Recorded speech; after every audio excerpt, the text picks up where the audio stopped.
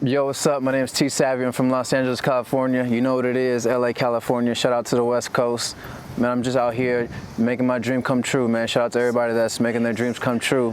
I love music, it's my passion, and it's something that I don't want to stop doing for the rest of my life. So I'm here to tell you guys why I'm here. This is my story. I know I knocked you up, but don't be thinking this is just a mistake. Going through a lot, I just wanted you up in my space. Should've had a few hits for your page and in my space, but I was out here fucking with these bitches for the time's sake. At the most she a dime, at the lowest she a 9, but I still can't seem to cooperate. Always need an 8 hanging around, no one can operate. D-Smoke, show me it ain't late, so why you opposite? I know I knocked you up, but don't be thinking that's a mistake. So if you could just speak a little bit maybe about your childhood growing up and how that kind of shaped you into the artist you are today and the person you are today. So I guess my childhood, I had an easy childhood. It wasn't like rough or anything. You know, I was around music. My mom had a, Janet Jackson type background music. You know, my dad was more like a Prince type of music. And then my aunt too was like the Tribe Called Quest, that type of foundation of music. And so I was just always around music. So I was always listening to it. I wanted to listen to it when I went to sleep, when I woke up, when I was, doing anything, so it was just around me. But I was never really directed to pursuing music while I was a child. When did you first get into music? Was there like a moment in your life that you're like, man, I know this is what I want to do? Yeah, the moment I had to stop doing it. Okay. So while I started doing music probably around like 2013. And I was just doing it because it was something I liked to do. I wasn't really pursuing it either. I was just making music, going to the studio, having fun with it. But I ended up having a daughter, and it was in 2015. My wife, who is my wife now, was pregnant, so I had to stop doing music. So the moment when I stopped doing music, I realized how much I actually do love music, and I want to keep doing it. Okay. Who are some artists who have had a big influence on your music, or influence your music? I love Pharrell and the Neptunes. Their type of music is just that mellow type of vibe, but it's like an up type of beat, So I love that type of vibe. It's a great vibe. And then I love Drake's type of music too. It fluctuates from different type of mood styles, but it's always something that I can easily fit myself to. So it's perfect. Those for sure probably the main two that have continued to shape my artist as of right now. So outside of music, any influences like your daughter or your family or video games or stuff like that? If you listen to the type of music that I make, I'm speaking majority about my setting with my family or what I'm going through, so they influence my music a lot. Without them I'd probably be talking about different other types of things. My moods of the vibes of type of music that I also make is a big influence from or they are a big influence because of that. Mm-hmm. And so that has always came with it, and it's probably going to stay attached to it. Okay. So how has your music developed over the years, from when you first started to now? Oh man, when I first started, I was just fucking around. I really thought about making music just so I can be in the eyes. In high school, I wasn't the popular kid. I was cool with the basketball team. I was on basketball, so I chill with the basketball team. But I wasn't out there, hey, he's coming around. It wasn't nothing like that. But so I always wanted to, have that type of situation. So I thought it would be dope to have that, as well as being, not everybody liking you and your music, but just wanting people to fuck with you. I thought that would be dope too. So I started making music just to put music out. It wasn't so much of a sentimental feeling. It was more of I love to do it, but as far as what I'm making the music about, it wasn't really sentimental to me. That's how I felt that was that way. Yeah, nice. But now, since I had to stop doing music, I realized how much of a passion it is for me to continue to do it. So now I'm writing about that passion. I'm writing about the situations that I'm going through. I'm writing about, what I'm doing, what I'm feeling, what I really want to do, and, how I'm going to influence other people, and how I'm trying to grow in certain things like that, and how I had what I wanted, pretty much taken away, and I want to continue to do it. And, I'm not going to let anybody stop doing that. Don't let anybody stop you from what you really want to do type of situation. Mm-hmm. How would you describe your music to a first-time listener, someone who just found you?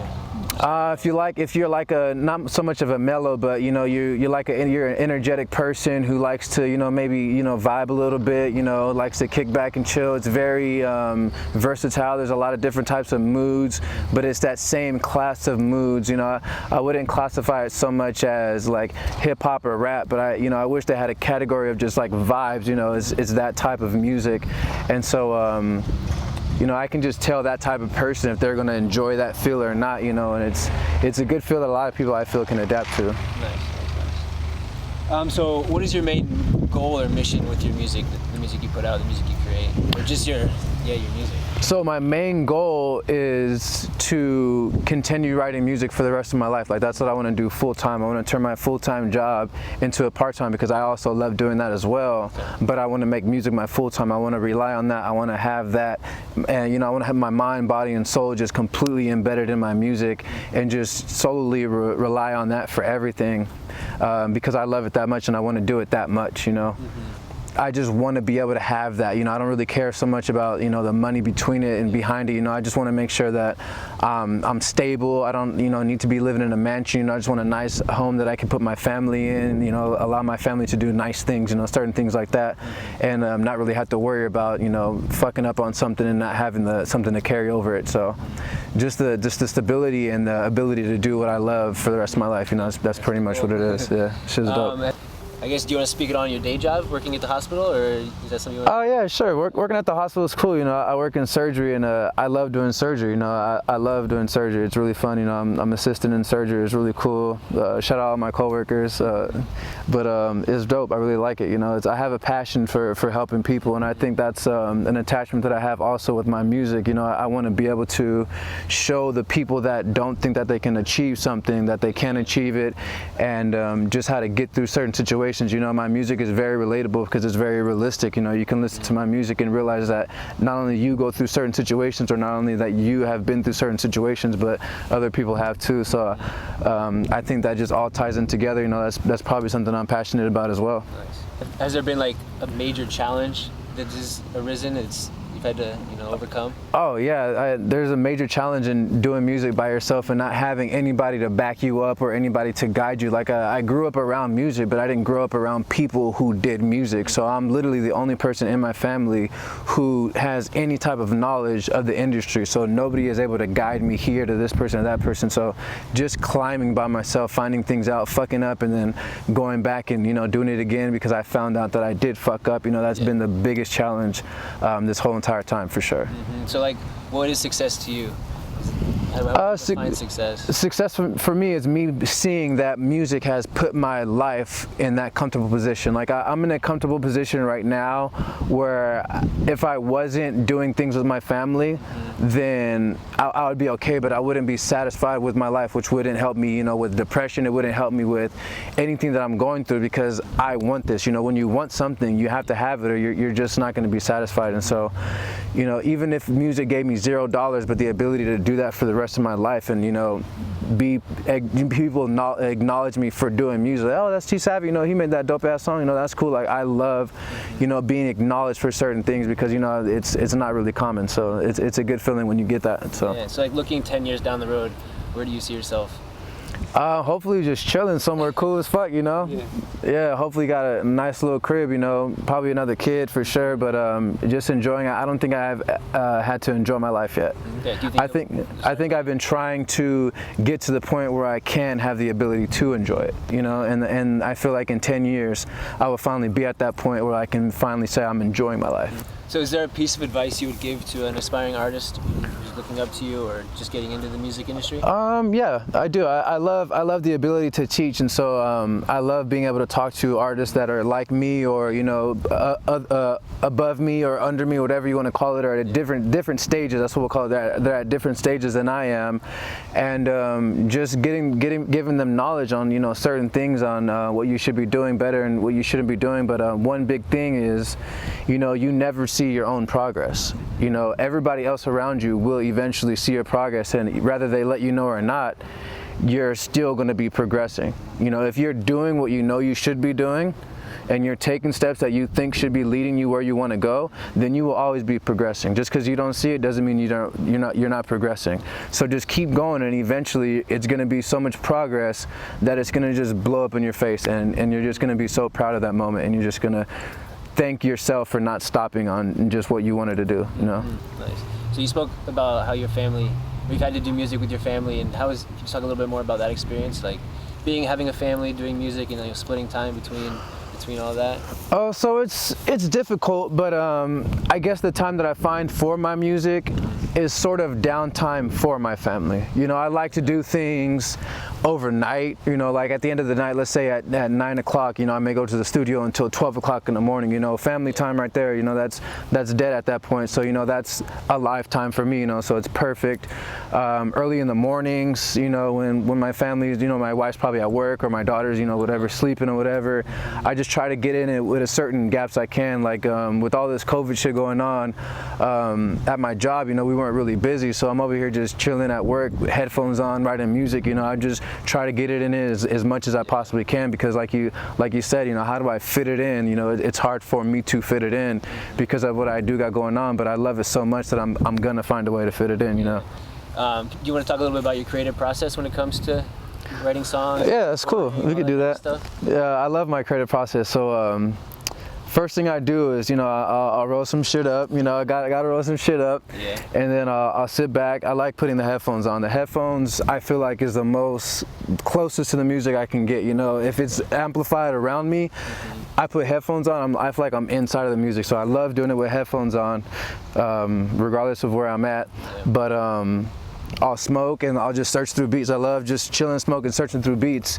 And once that beat hits me and I hear that beat, like it's instant, I get an instant feeling, and I'll probably like smoke the rest of my shit to the beat, and just once I'm done smoking it, you know, probably listen to the beat about 3 times. Yeah. And then I'll start writing. You know, I'll probably start humming shit through while I'm listening to it and just start freestyling over while I'm smoking and just chilling. But through that process, you know, after that, I'll start writing to it, and then it all happens from there. So what can we look forward to in the next year? You got a bunch of music coming out, music videos, an album. I don't know. Anything you want to speak on? So right now I got a project coming out. Or right now, actually, I got Spent My Time. The song I just did, just shot a video to that. You know, shout out United Vibe. But the video is sick. Everybody likes it, and I think it's marinated enough, and I'm ready to head to the next project. And the project I got going on is dropping on my birthday. It's called Just a Mistake. It's a song that tells you all about, you know, I guess all about what I've been through the process of me starting doing my music to currently where I am now. And you know, I feel like I need to do that introduction. Well, what better to do an introduction type of situation in a song, you know, than on your birthday. So I think that'd be really good for a lot of people that are starting to get to know me and my music, to you know, get to know me a little bit more better, you know. Yeah. And it's really straight to the point, so I really feel like a listener would really be able to get a nice story out of the music. So I'm really looking forward to opening up with people like that. Or just your final thoughts, anything you want to say to the camera? Or? Well, I don't know, it's just getting cold as fuck out here. About to take some pictures. Shout out United Vibe, shout out BBC, Young Savvy Lifestyle. I'm here. Thank y'all for listening, thank y'all for watching, and I hope this journey to my dream coming true is a nice little view for you. MySpace, I should've had a few hits for your page and your MySpace, but I was out here fucking with these bitches for the time's sake. At the most, she a dime, at the lowest, she a 9, but I still can't seem to cooperate. Always needed eighth hanging around, no, I can't operate. D-Smoke, show me it ain't late, so are you opposite? Tryna make dreams come true. Tryna make dreams come true. When I met you, I was going for it, and you knew. You was with it till I seeded you. Then you wanted me to sit with you.